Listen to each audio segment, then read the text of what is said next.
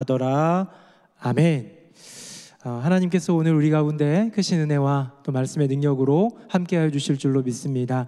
예배당에 소수가 모여 있고 또 온라인으로 중계로 예배드리는 지체들도 있는데 우리 모두에게 동일한 은혜가 넘칠 줄로 믿습니다. 우리 옆에 분하고 인사 한번 하겠습니다. 안녕하세요, 사랑합니다. 시작. 안녕하세요, 사랑합니다. 안녕하세요, 사랑합니다. 네. 지난 한 주간 4단계 거리두기 때문에 여러 가지로 불편함이 많이 있죠. 바깥에서 이렇게 식사하는 거는 원래 좀 5인 이하는 좀 집합 금지였지만 이제 저녁 되면 6시 되면 2명밖에 안 돼요. 4명이서 모여 있다가도 6시가 딱 되면 흩어져야 되고 쫓겨나야 되고 막 이런 참 어려운 그런 상황을 또 만나게 되었습니다. 근데 낯설지가 않아요. 왜냐하면 예전에도 그랬잖아요. 작년에도 그랬지 않습니까? 그래서 제가 지난 그 한 주 동안 좀 묵상하는데요, 이런 생각이 들었습니다. 코로나의 위기인 건 맞는데 다시 찾아온 코로나의 위기 맞지 않습니까?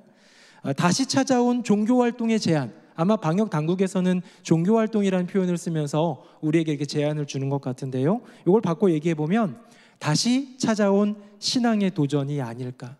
우리의 삶 가운데 신앙이 있는데, 우리의 중심에 신앙이 있는데 그 신앙에 직접적인 도전을 하고 있는 것입니다. 사실 괜찮아지는 듯 했습니다. 이제 좀 코로나가 서서히 하얀 곡선을 그리며 잦아드는 듯 했어요. 백신도 이제 접종률이 높아졌죠. 꽤 많은 국민들이 백신을 맞았고 이제는 괜찮아지는 것 같았어요. 근데 다시 시작되었습니다. 현장 예배에 본당에 나와서 이렇게 예배드리는 그 인원들도 조금씩 소폭이지만 조금씩 늘어나고 있는 것을 보았습니다. 끝이 다가오고 있구나라는 소망을 가졌는데 갑자기 또 찾아온 이 확산세에 다시 교회가 문이 닫히는 그런 상황을 경험하게 되는 것이지요. 그럼에도 불구하고 우리에게는 하나님의 말씀이 있습니다. 어려움의 때, 고난의 때, 시련의 때 우리는 무엇을 통해 해결 방안을 얻어야겠습니까? 길을 얻고 빛을 발견할 수 있겠습니까? 다름 아닌 하나님의 말씀 하나뿐인 줄로 믿습니다. 우리 새노래명성교회, 뉴송화이 청년대학부, 또 우리 교우들, 우리 교회는 어려움이 있을 때에 하나님의 말씀 가운데서 답을 찾는 우리 모두가 되기를 예수님의 이름으로 축복합니다. 설교를 하면요, 제가 신대원 때 설교를 좀 배운 적이 있는데 모든 학생들이 배웁니다. 근데 그 중에 이런 툴을 가진 설교를 알려준 분이 있어요. 폴 스캇 윌슨이라는 분인데 4페이지 설교라는 겁니다. 이 페이지가 4페이지가 있는데요, 이 페이지를 넘길 때마다 어떻게 적용이 되는지 잠깐 한번 보여드릴게요. 화면 보겠습니다. 첫 번째 페이지는 성경 속의 문제 제기예요. 결국 우리의 인생 가운데 있는 문제, 고난, 시련, 풀어야 될 숙제들은 성경 안에 다 들어있다라는 것이죠. 성경에서 문제를 제기합니다. 그 다음 보니까요, 세상 속의 문제 제기가 나와요. 성경 안에 이런 문제가 있었는데 지금 21세기를 살아가고 있는 우리들 가운데 닥친 이 문제가 이것과 좀 맞닿아 있구나라는 것. 세 번째 페이지로 가볼까요? 세 번째 페이지는 그렇다면 그 성경 속 안에서 그 문제를 어떻게 해결했는가, 해결 과정. 여기에는 하나님의 역사가 있고 하나님의 사람들을 통하는 구원의 역사가 있겠죠. 마지막으로 이제 세상 속에서 그러면 어떻게 우리는 살아가야 할 것인가. 저를 한번 보세요. 굉장히 간단하지 않습니까? 성경 속에 문제가 있었는데요, 가만 보니까 우리가 살고 있는 삶 가운데도 문제가 있어요. 그 성경에서 그 문제를 어떻게 풀었는지를 보면 우리도 이 세상 가운데서 어떻게 풀 수 있는지 힌트를 얻고 답을 얻을 수 있다는 것이죠. 저는 이 틀거리를 가지고 오늘 말씀을 나눠보고자 합니다. 다시 찾아온 코로나, 다시 찾아온 고난, 다시 찾아온 신앙의 도전 가운데 우리는 어떻게 해야 할까? 첫 번째 페이지 보도록 하겠습니다. 화면 보겠습니다. 자, 첫 번째 페이지, 성경 속의 문제 제기는 바로 1차 정탐의 실패입니다. 제가 지난 한 주간 말씀을 묵상하면서 이 다시 닥쳐온 이 코로나의 위기 속에 우리가 좀 고민해야 될, 우리에게 좀 적용해야 될 성경 구절이 뭐가 있을까, 성경의 이야기가 뭐가 있을까 찾아보다가 정탐꾼의 이야기를 찾게 되었어요. 우리가 잘 아는 이야기입니다. 하나님이 모세를 부르셔서 지도자 세우시고요, 400년 넘는 시간 동안 애굽의 종살이를 하였던 이스라엘 백성들을 싹 다 안으셔가지고 구원해 내십니다. 이게 출애굽이잖아요. 애굽을 탈출하는 사건입니다. 자그마치 10가지 재앙, 그것도 모자라서 홍해를 가르는 기적으로 이스라엘 백성들을 구원하신 그 사건을 아마 우리는 모두가 다 기억하고 있을 거예요. 이제 시내산에 잠깐 들러서 십계명을 받고요, 이제 가나안 땅 앞을 향해서 진격하려고 하는 그 즈음에 정탐꾼을 보내게 됩니다. 여러분, 정탐꾼이 뭐예요? 뭐 간첩, 스파이도 될 수가 있어요. 그곳의 동태를 살피고 그곳의 그 상황이 어떤지, 군사력은 얼마인지 뭐 이런 거 살피는 건 아닙니까? 모세가 겁이 났어요. 야, 우리는 싸워보지도 못한 민족인데 가나안에 있는 7 족속을 어떻게 이기지? 하는 마음으로 정탐 보냈을까요? 아니에요. 성경에 보니까 민수기 13장에 보니까요, 여호와 하나님이 명령했어요. 모세야, 너는 각 지파 12지파 중에서 한 명씩 뽑아가지고 그 12명의 그 사람을 정탐꾼으로 가나안 땅에 보내라. 여러분, 하나님의 명령입니다.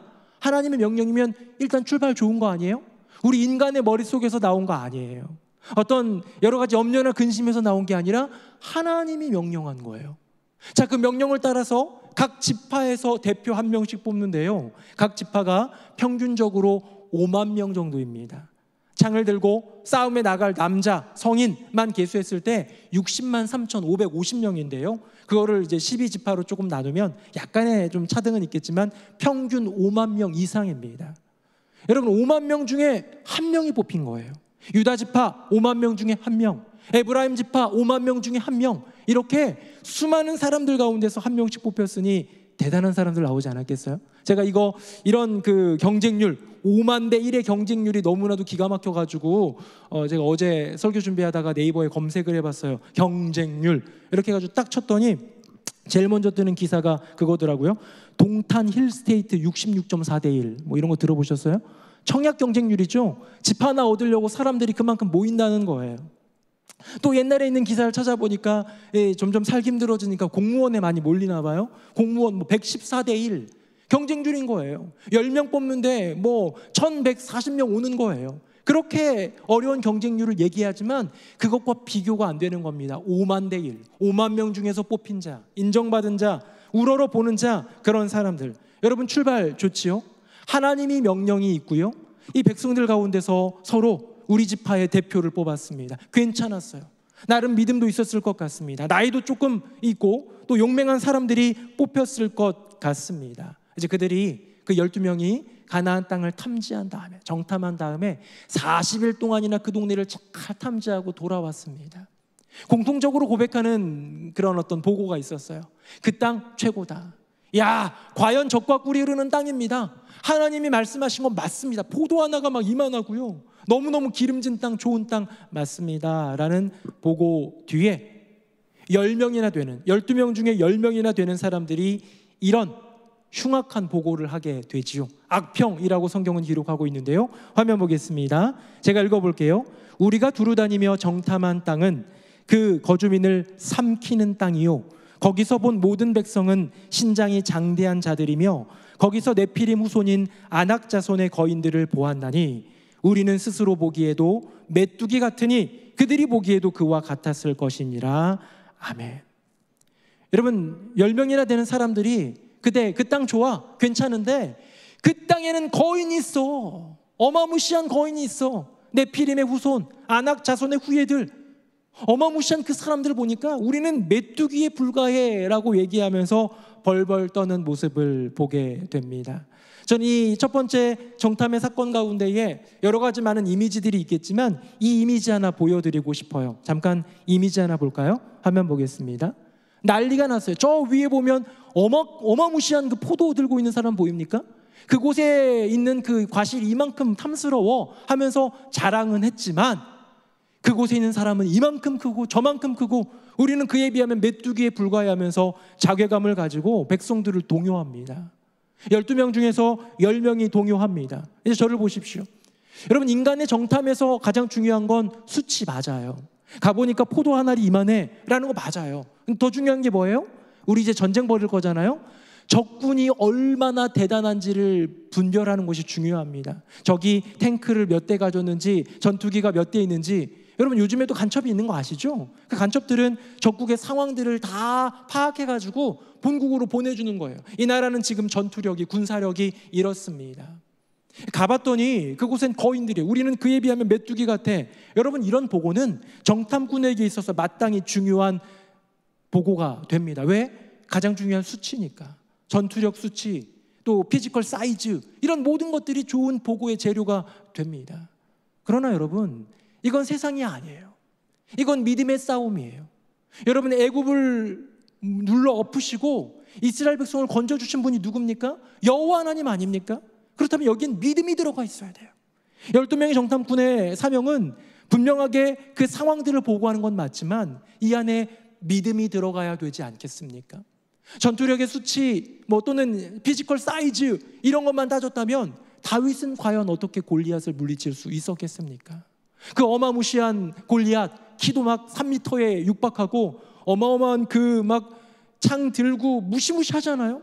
그 모든 것을 볼 때 다윗이 눈 하나 꿈뻑하지 아니하고 이렇게 고백합니다. 다윗이 블레셋 사람에게 이르되 너는 칼과 창과 단창으로 내게 나아오거니와. 이 말을 바꾸면, 야, 너 무시무시하다, 너 키 크다, 몸무게도 막 150kg 정도 되겠는걸? 야, 네가 들고 있는 창자루 무섭다, 나는 감당할 능력이 안 돼, 너 정말 대단하다. 모든 피지컬 사이즈나 아니면 전투력 수치, 나는 너한테 상대가 안 돼 라는 거예요. 그거 다윗이 몰랐을까요? 알았을 거예요. 근데요, 그 뒤에 나오는 그 고백이 중요하죠. 너는 칼과 창과 단창으로 내게 나오지만 나는 만군의 여호와의 이름, 곧 네가 모욕하는 이스라엘 군대의 하나님의 이름으로 내게 나아가노라. 나 너한테 키 안 되는 거 알아, 사이즈 안 되는 거 알아. 그러나 너보다 비교할 수 없이 크신 여호와 하나님이 내 안에 계셔. 내가 무기 든 거 이걸로 내가 이길 수 없는 거 알아. 이 물맷돌로 내가 너를 어떻게 이기겠어. 그러나 이 온 만물 가운데 올마이티 갓, 만군의 여호와 하나님이 내 안에 계시기에 내게 승리가 있다라는 것을 알아 라는 다윗의 고백 아니겠습니까? 여러분, 10명의 믿음 없는 사람들이 믿음 없는 보고를 드렸지만 사실 그 보고는 인간적으로 볼 때 마땅한 보고였습니다. 세상적으로 볼 때 지혜로운 보고였습니다. 이거 전쟁이 안 돼요, 우리 못 이겨요. 근데요, 2명의 사람, 여호수아와 갈렙으로 불리는 그 2명의 사람의 고백을 볼까요? 그들이 뭐라고 고백하는지 아세요? 야야야야야, 그래도 한번 붙어보자, 사나이가 자존심이 있지, 이런 거 아니에요. 괜히 만용을 부리는 거, 그런 거 아니에요. 그들의 고백을 살펴볼까요? 화면 보겠습니다. 제가 7, 8절 읽고요, 9절은 같이 읽어봅시다. 우리가 두루 다니며 정탐한 땅은 심히 아름다운 땅이라 여호와께서 그 땅을 우리에게 주시리라. 이는 과연 젖과 꿀이 흐르는 땅이니라. 시작. 다만 여호와를 거역하지는 말라. 또 그 땅 백성을 두려워하지 말라. 그들은 우리의 먹이라. 그들의 보호자는 그들에게서 떠났고 여호와는 우리와 함께 하시느니라. 아멘. 여러분, 2명의 고백이 뭡니까? 야, 나는 조금 그래도 용기가 있어, 덤벼볼래. 그게 아니에요. 명확하게 뭘 고백하느냐? 저 땅은 하나님이 주신 땅이야. 우리는 여호와 하나님이 있어. 그들이 아낙자손 네피림의 후에 거대한 그 자손들이 해변의 모래와 같이 수많이 많을지라도 그들을 창조하신, 그들을 다스리시는, 그들을 정말로 먼지처럼 날려보내실 수 있는 여호와 하나님이 우리 곁에 계시잖아 라는 이 믿음의 고백. 사랑하는 성도님들, 첫 번째 정탐의 실패는 무엇인지 아십니까? 하나님을 잊은 거예요. 이 10명의 사람, 반대로 2명의 사람, 옥신각신 싸우는 것 같지요? 10대 2, 나름 5대 1 정도면 그래도 꽤 괜찮은 소수 아닌가 싶은데요, 아니었어요. 10명의 말, 그 악평한 그 말, 우리는 메뚜기에 불과해 라고 한 그 말에 60만 명이 동요됩니다. 이건 60만 명 대 2였어요. 기가 막힌 싸움, 완전히 굴복하는 것이죠. 하나님의 분노를 일으키는 것이죠. 솔제니친이라는 사람이 있었습니다. 러시아의 대문호이기도 한데요, 이 소설로서 이 나라의 어떤 그 애국을 보여주고 여러 가지 많은 일을 했던 사람인데, 이 종교계의 노벨상이라고 불리는 템플턴상을 1983년 받을 때에 수상소감에 이렇게 얘기합니다. 내 조국 러시아가 지난 반세기 동안, 반세기면 한 50년이죠. 지난 반세기 동안 6천만 명 이상 죽어간 그 이유가 무엇일까? 그 혁명과 그 무시무시한 그 공산혁명 가운데 수많은 사람들이 죽어갔고 수많은 사람들이 비참한 최후를 맞았는데 그 이유가 무엇일까? 수백 권의 책을 찾아 읽었습니다. 고민하고 또 고민해 보았습니다. 결론을 찾았습니다. 그 이유는, 우리나라가 이렇게 된 이유는 우리나라에 수많은 사람들이 죽어간 이유는 사람들이 하나님을 잊었기 때문입니다 라고 실제로 고백합니다. 하나님을 잊었다는 거예요. 인간이 하나님을 잊을 때, 피조물이 창조주를 잊을 때 거기에 나타나는 비극을 우리나라는 경험했다라는 솔제니친의 그 고백이 지금 이 첫 번째 정탐꾼 사이에서 나타나고 있는 것 아니겠습니까?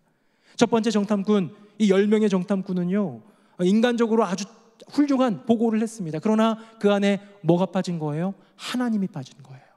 그 보고 가운데 하나님을 넣지 않았던 거예요. 단 2명, 하나님을 고백하며 우리가 가자, 그들은 우리에게 주신 하나님의 밥이다 라고 얘기하면서 나아가려고 했던 여호수아와 갈렙을 제외하고는 모두가 다 하나님을 잊었던 것입니다. 첫 번째 페이지 정리 한번 해볼까요? 화면 보겠습니다. 첫 번째 페이지, 성경 속 문제 제기. 자, 1차 정탐의 실패는 바로 그 이유가 무엇이었습니까? 하나님을 잊었다는 게 있습니다. 사랑하는 새노래 청년들이요, 사랑하는 새노래 명성교회요, 어떤 순간에도 여호와 하나님을 잊지 않는 저와 여러분 되기를 예수님의 이름으로 축복합니다. 이 첫 번째 페이지를 받아들면서, 이 본문의 이야기를 받아들면서 우리 가운데 던져지는 화두가 있는 거예요. 하나님이 던지시는 것 같아요. 바로 이것입니다. 너는 하나님을 기억하고 있느냐? 좀 더 무시한 표현으로 얘기해 볼까요? 혹시 너 하나님 잊은 건 아니냐라는 거예요. 우리 코로나가 지금 시작된 지 1년이 넘었습니다. 지난해 2월 말쯤에 갑자기 우리나라에도 코로나가 확산이 되면서 교회 문이 닫혔어요. 아마 우리나라에 복음이 들어온 이래로 처음 있는 일이었습니다. 전국에 있는 교회 문을 닫는 이런 사태가. 그 상황 가운데 여러분 마음 가운데 무엇이 있었습니까? 무엇을 고백했습니까? 내가 내 안에 여전히 계시는 이것을 승리로 이끄실 여호와 하나님에 대한 믿음의 고백이 있었습니까? 그때 온 국민은 난리가 나서 어떤 대란이 났는지 기억나십니까? 마스크 확보하느라 난리가 났어요. 약국에 줄을 섰어요. 기억나세요? 그때요, 이 정부를 향해서 손가락질이 얼마나 많았는지 몰라요. 거 봐라, 중국 못 들어오게 막지 그랬어. 막 방역, 뭐 출입국 검사 뭐 이런 거 얘기하면서 손가락질이 많았어요. 그러면서 온 국민이 오매불망 백신만 기다렸습니다. 맞지요? 그때 그랬습니다. 우리 마스크 찾느라, 또 손가락질 하느라, 또 오매불망 백신만 바라보느라 그렇게 1년을 보냈는데요. 여러분 지금 어때요? 혹시 집에 마스크 좀 부족한 분 제가 드릴게요. 없죠? 백신 지금 계속 공급받고 있지요? 이제 조금 있으면 전 국민 다 맞을 것 같은 분위기지요? 여러분 이런 상황인데 여전히 우리 가운데는 이런 어두움의 터널이 다가온 것, 저는 생각합니다. 그 모습을 보는 여호와 하나님의 마음은 어땠을까? 코로나가 터졌을 때 전 국민적으로 어려움을 직감하여서 두려워 떨 때에 하나님을 찾지 않고 마스크를 찾던, 하나님을 기다리지 않고 백신만 오매불만 기다리던 그리스도인들을 보면서 여호와 하나님의 마음은 어땠을까? 10명의 정탐꾼의 마음, 그 모습을 보면서 가슴 아파하셨던 하나님의 마음과 같지 않았을까? 뭐 몇 주 전인가요? 목사님 한 분과 이렇게 대화를 하면서 얘기를 나눌 기회가 있었는데요. 그 목사님이 이런 얘기를 하는 거예요. 조금 부담스러운 이야기였습니다. 이렇게 얘기하십니다. 코로나 바이러스는 하나님의 도구라는 거예요. 뭐 그럴 수 있습니다. 하나님은 바로 왕을 도구로 쓰시고 고레스 바벨론 왕을 뭐 이렇게 도구로 쓰시는 분이잖아요. 악한 것들도 도구로 쓰실 수 있는 분이기 때문에 충분히 인정하는데요. 이렇게 얘기하시더라고요. 이 코로나 바이러스는 우리 믿는 자들로 하여금 알곡인지 가라지인지를 구분하는 그 역할, 사명을 맡고 이 땅에 왔다는 거예요. 저는 그 말 듣고 사실 살짝 부담스러웠어요. 왜냐하면 코로나 기간 동안에 믿음이 떨어진 사람들은 그럼 가라지예요? 나도 좀 불안한데? 여러분 이 코로나 기간 동안에 믿음이 더 좋아진 게 아니라 떨어진 사람들은 그럼 다 가라집니까? 그 말은 좀 위험하지 않겠어요? 그런데요, 명확히 제 마음 가운데 다가오는 도전은 하나 있었어요. 뭐냐? 그래, 코로나가 우리 모두의 공동의 시련이고 고난인 건 맞지만 그 고난, 그 시련을 통해서 하나님은 우리에게 믿음의 테스트를 하고 계시구나. 여러분 이 정도는 어느 정도 동의되지 않습니까? 마태복음 13장에 예수님이 가라지 비유를 말씀하셨습니다. 이 농부 주인이 좋은 곡식 알곡을 씨앗을 뿌립니다. 이 농부는 주님이에요. 아버지 하나님이에요. 근데 밤중에 몰래 원수가 와가지고, 동네 원수가 와가지고 가라지라는 잡초같이 막 방해하는 그런 것들 뿌려놓은 거예요. 이 원수가 바로 마귀입니다. 예수님 나중에 다 설명해 주시죠. 다음날 이제 하인이 와서 얘기합니다. 주인님, 지금 우리가 주인님이 심어두신 그 알곡들이 있는 그 사이사이에 가라지들이 있습니다. 아마 저 나쁜 원수가 덧뿌리고 간 것 같습니다 하면서요, 하인이 물어요. 가라지를 뽑아버릴까요? 라고 묻습니다. 그랬더니 주인 여호와 하나님, 우리 예수님의 육성으로 뭐라고 말씀하셨는지 아세요? 화면 한번 볼까요? 제가 읽어볼게요. 둘 다 추수 때까지 함께 자라게 두라. 추수 때에 내가 추수꾼들에게 말하기를 가라지는 먼저 거두어 불사르게 단으로 묶고 곡식은 모아 내 곡간에 넣으라 하리라. 아멘. 여러분, 이게 가라지 비유입니다. 알곡과 가라지. 사랑하는 성도님들은 알곡입니까? 가라지입니까? 시련이 있고 그 마지막 때, 그 추수 때에 이렇게 그냥 가벼워가지고 뜯겨지는 그 가라지들, 저 불구덩이에 던져질 그 가라지의 모습처럼 자그마한 시련에도 흔들리고 넘어지는 그런 가라지 같은 모습을 가졌습니까? 아니면 변함없이 그 믿음 지키며 승리해 오셨습니까? 일반적인 고난은요, 오히려 하나님과 더 가까워지게 합니다. 내가 질병에 걸리잖아요. 내가 경제적인 위기를 맞잖아요. 새벽기도 더 나와요. 더 나와서 기도하고 하나님 한 번만 살려주세요. 오히려 그 시련들이 주님과 가까워지게 하는 도구가 되고 통로가 되는 경우가 너무 많이 있는데요, 코로나는 특별해요. 코로나는 내 몸이 아픈 게 아니에요. 코로나는 뭐 몇몇 분들은 많이 경제적으로도 어렵지만 나 당장 먹을 거 없어서 죽을 것 같은 그런 상황은 아니에요. 다만 교회에 못 가요. 다만 함께 모이지 못해요. 믿음의 동역자들과 동행을 하지 못하고 하나님의 말씀, 그 예배를 지금처럼 온라인으로 겨우, 그러나 그 온라인으로 예배 드리는 것도 진실하게 예배 드리는 그 믿음 지킴이 얼마나 어렵습니까? 어쩌면 코로나는 우리로 하여금 하나님을 잊게 하는데 참 능한 고난이다라는 생각을 해보는 것이죠. 지난 한 해 여러분, 코로나 기간 동안 하나님과 더욱 가까워지셨습니까? 아니면 가물가물 내 인생의 10년 깊숙한 곳에서 점점 멀어졌습니까? 두 번째 페이지 정리합니다. 자, 성경 속 문제 제기에 이어 세상 속 문제 제기, 그것은 바로 코로나 테스트였습니다. 코로나라는 테스트, 근데요, 내용은 똑같아요. 하나님을 잊다.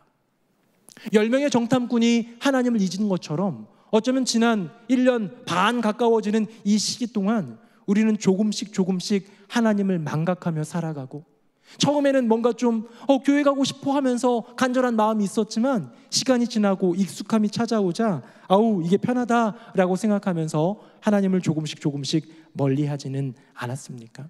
이제 해결 방안으로 나아가야겠지요. 성경은 어떻게 그 해결을 보여줄까요? 10명의 정탐꾼이 믿음 없는 고백을 하고 60만 명이 동요하였을 때 그에게 주어진 형벌은 40년 동안 광야길을 다니는 거예요. 40일이 이 정탐 기간이었는데 하루를 1년으로 40년 동안 광야길 뺑뺑이, 그동안 함께 있었던 사람들 다 죽었어요. 여호수아와 갈렙을 제외하고는 다 죽었어요.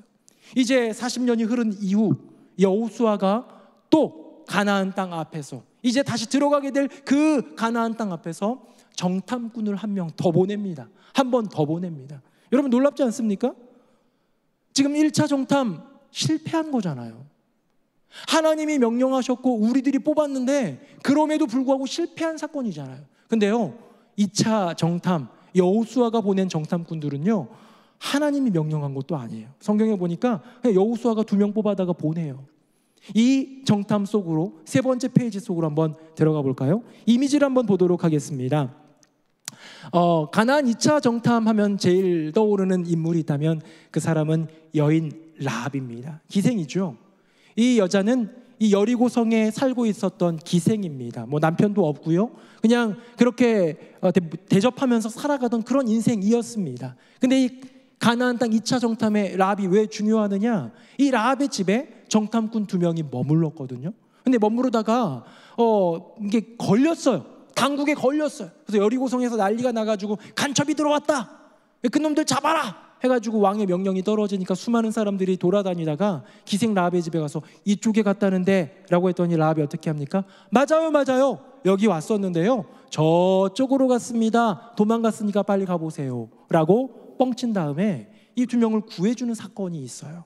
여러분, 구해준 것까지 참 좋았어요. 참 고마운 분이죠. 근데요, 그러면서 위대한 믿음의 고백을 합니다. 자, 기생 라합, 이 여인의 고백이 지금 오늘 주제의 핵심 아니에요. 일단 넘어가도록 하겠습니다. 화면 보겠습니다. 제가 읽어볼게요. 기생 라합이 두 명의 정탐꾼에게 고백하는 내용입니다. 말하되 여호와께서 이 땅을 너희에게 주신 줄을 내가 아노라. 우리는 너희를 심히 두려워하고 이 땅 주민들이 다 너희 앞에서 간담이 농나니 하면서 이제 하나님의 역사를 보여줍니다. 이는 너희가 애굽에서 나올 때에 여호와께서 너희 앞에서 홍해 물을 마르게 하신 일과 너희가 요단 저쪽에 있는 아모리 사람의 두 왕 시온과 옥에게 행한 일, 곧 그들을 전멸시킨 일을 우리가 들었음이니라. 여러분, 하나님이 행하신 그 역사를 귀로 들었다는 거예요.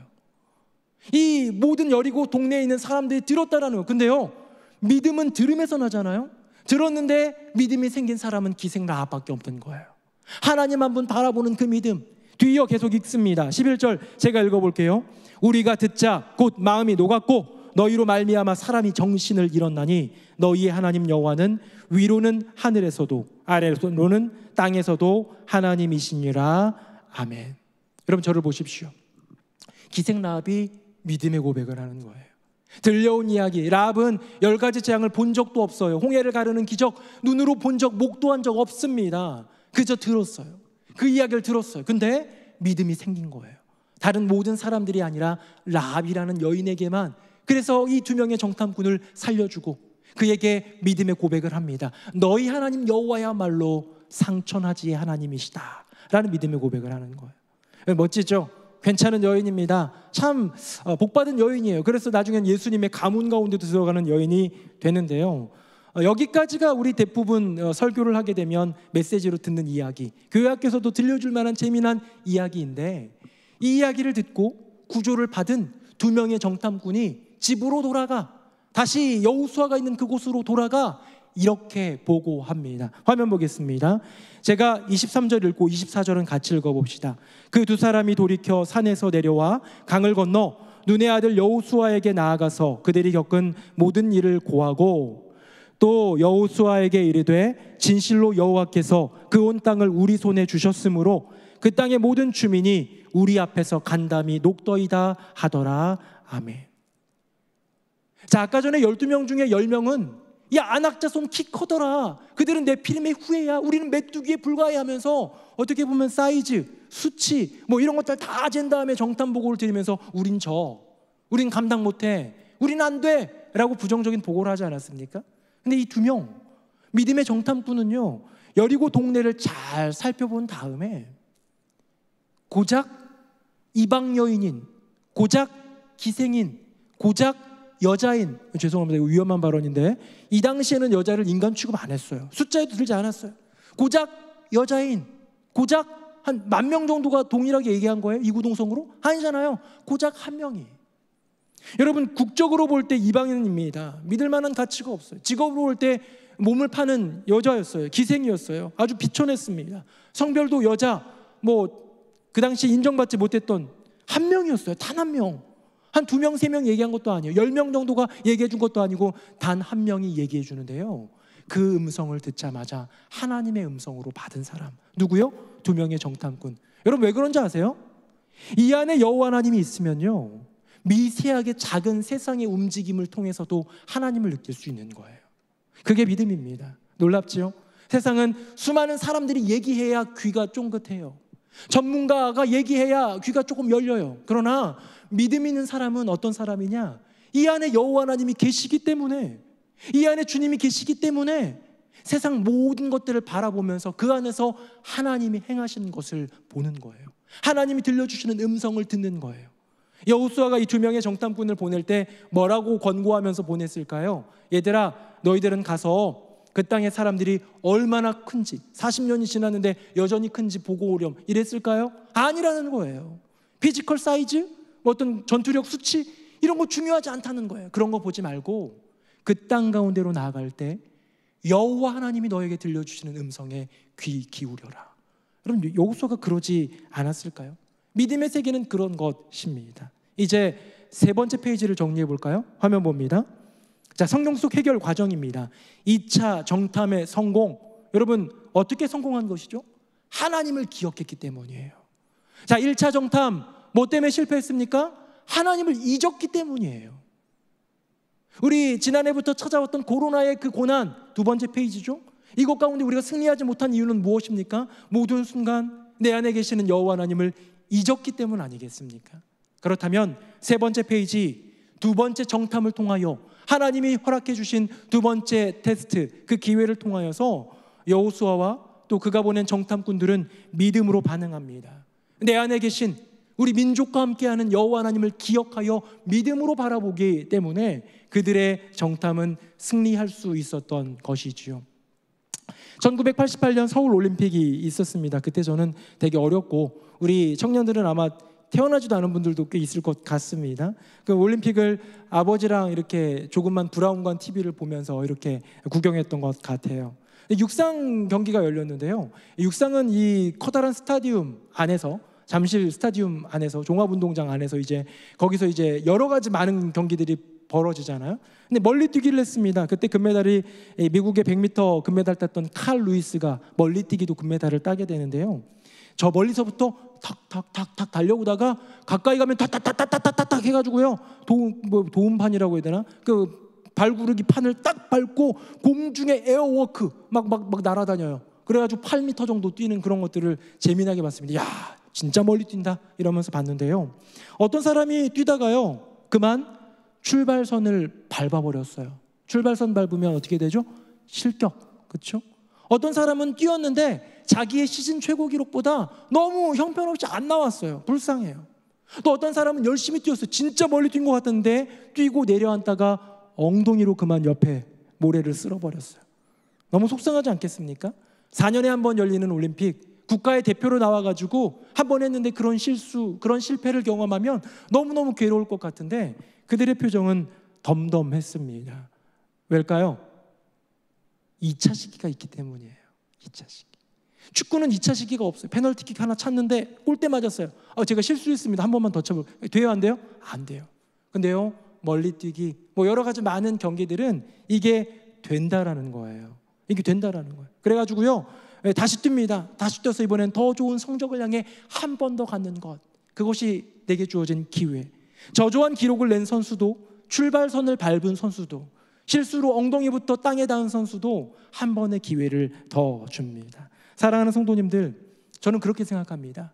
2020년 우리에게 닥쳐온 코로나의 광풍, 그 시련, 그 테스트, 그럼 거기서 혹시 넘어졌다 하더라도 괜찮습니다. 1차 시기였거든요.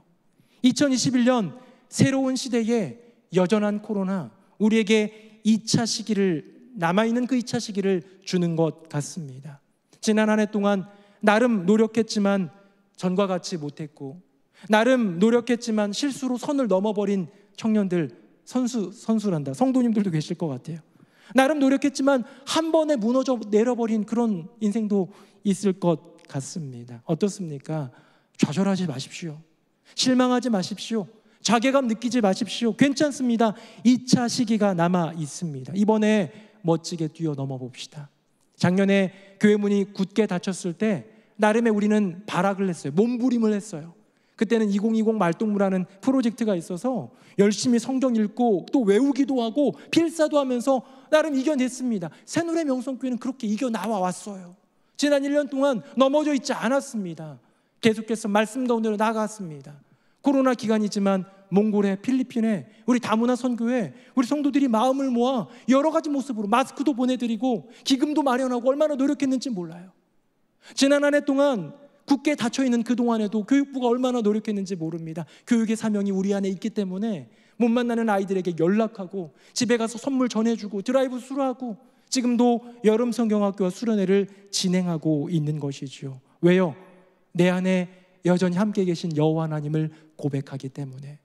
똑같습니다. 내 안에 하나님이 계신 것을 잊는 사람에게는 좌절, 실패, 절망, 그것만 남지만요, 내 안에 주님이 계심을 고백하는 자에게는 승리와 형통, 회복과 모든 것을 바꿔주시는 하나님의 역사가 있는 것. 마지막 페이지 보겠습니다. 성경 속 해결 과정이 2차 정탐의 성공, 하나님을 기억하라 였다면, 세상 속 해결 방안, 두 번째 테스트, 우리에게 주신 이 코로나 두 번째 테스트, 하나님을 기억하라 라는 부름입니다. 사랑하는 성도님들, 혹시 내 안에 머물고 계시는 하나님을 잊음으로 실패하고 넘어지고 좌절했던 지난 한 해의 순간순간이 있다면 괜찮습니다. 잊어버리십시오. 뒤로 하고 이제 또 한 번 우리에게 주어진 이 기회, 두 번째 테스트, 첫 번째 정탐이 끝났기 때문에, 무너졌기 때문에 우리에게 주어진 그 고난의 시절 이제 다 지나가고 다시 한번 도전의 시절이 왔으니 우리 나아갑시다. 하나님 다시 주신 기회, 이 기회를 품고 믿음으로 나아가 내 안에 계신 하나님을 고백하며 말씀과 기도로 나아가고 끝까지 진실하게 예배를 드림으로 승리하는 저와 여러분 되기를 예수님의 이름으로 축복합니다. 우리 함께 찬양하겠습니다.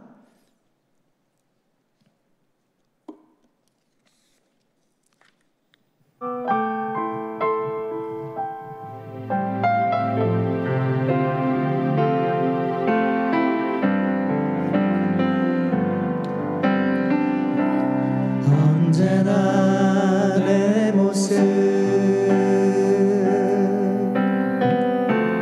너무나 부끄러워 무릎으로 주님께 기도로 가오니 나 홀로 서 있는 죽은 내 영 깨우사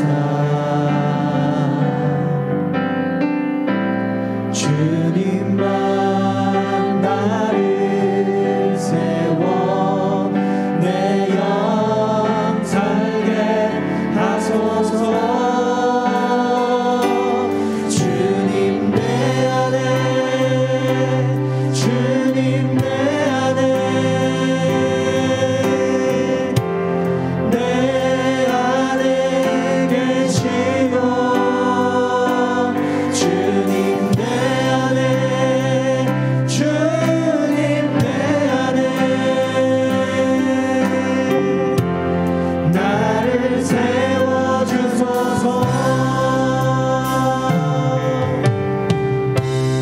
언제나 내 모습 너무나 부끄러워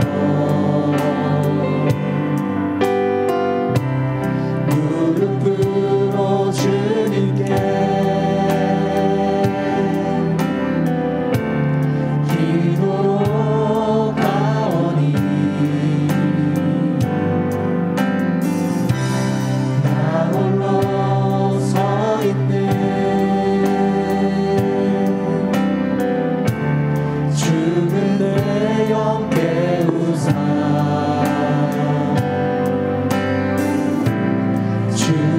주님만 나를 세워 내 영 살게 하소서. 주님 내 안에 주님 내 안에 내 안에 계시오.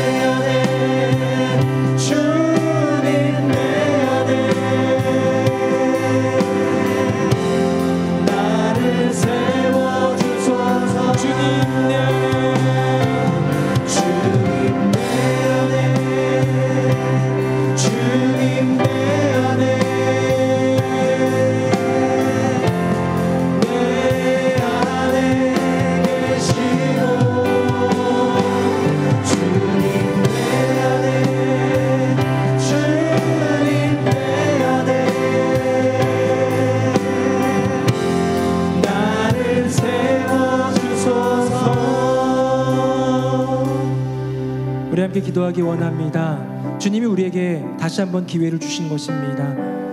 고난처럼 보이지만, 시련처럼 보이지만 우리에게 다시 주어진 기회입니다. 전처럼 넘어지지 않게, 전처럼 하나님을 잊지 않게, 이제는 하나님을 기억하여 믿음으로 이겨내라고, 말씀과 기도로 나아가라고, 어디에서든 깨어 하나님을 진실히 예배하라고 주님께서 허락하시는 다시 주신 기회, 두 번째 테스트입니다. 이 시간 기도할 때에 아버지 하나님, 이제는 굳건히 주님 바라보며 믿음으로 승리케 하여 주시옵소서.